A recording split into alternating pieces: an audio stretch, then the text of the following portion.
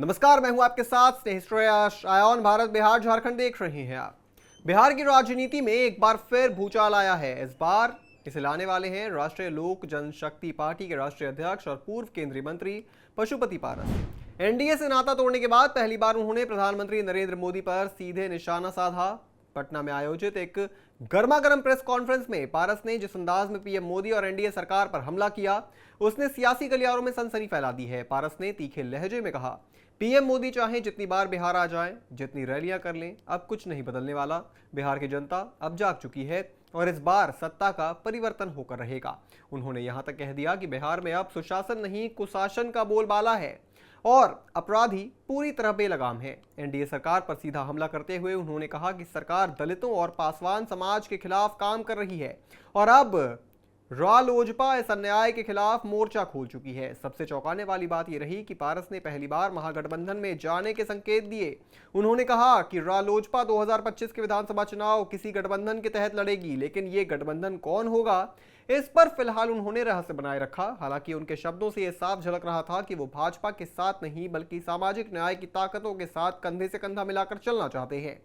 अब एक पत्रकार ने उनसे पूछ ही दिया कि क्या वो आरजेडी और कांग्रेस के महागठबंधन में शामिल होंगे, तो उन्होंने मुस्कुराते हुए कहा कि सही समय पर सब कुछ साफ हो जाएगा। इस प्रेस कॉन्फ्रेंस में पारस का आत्मविश्वास देखते ही बन रहा था। उन्होंने कहा, हमारी पार्टी अब गांव-गांव, टोला-टोला में मजबूत हो रही है। मैं खुद बिहार के कई जिलों का दौरा कर रहा हूं और हर जगह जनता सत्ता परिवर्तन की मांग कर रही है।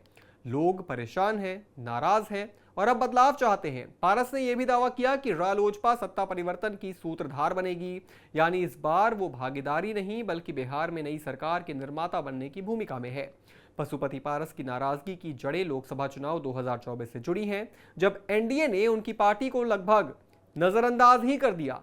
एनडीए ने उनके भतीजे चिराग पासवान के गुट को टिकट दिए और पारस को किनारे कर दिया। इससे आहत होकर उन्होंने मोदी कैबिनेट से इस्तीफा दे दिया था। हालांकि लोकसभा चुनाव के दौरान उन्होंने प्रधानमंत्री का समर्थन तो किया, लेकिन उस समर्थन में जो तलखी थी वो अब जाकर खुलकर सामने आई है। अप्रैल 2025 में उन्होंने एनडीए से आधिकारिक रूप से अलग होने का ऐलान कर दिया और अब पहली बार उन्होंने पीएम मोदी की नीतियों पर खुलकर हमला किया है। उन्होंने कहा, यह सरकार सिर्फ प्रचार करती है, जनता की कोई परवाह नहीं, रोजगार नहीं है, महंगाई आसमान छू रही है और गरीबों की कोई सुनवाई नहीं हो रही।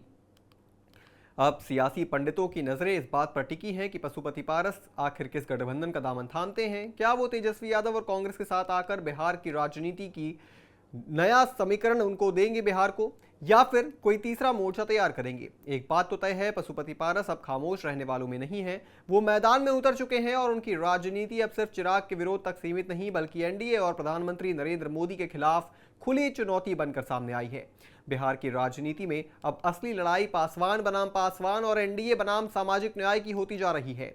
चुनावी रणभूमि सज चुकी है और पारस इस बार सिर्फ दर्शक नहीं बल्कि निर्णायक खिलाड़ी बनना चाहते हैं। इस पूरी खबर पर आप क्या सोचते हैं दोस्तों, हमें कमेंट करके जरूर बताएं। बिहार झारखंड से जुड़ी तमाम बड़ी खबरों को देखने के लिए आप जुड़े रहें आयोन भारत बिहार झारखंड के साथ।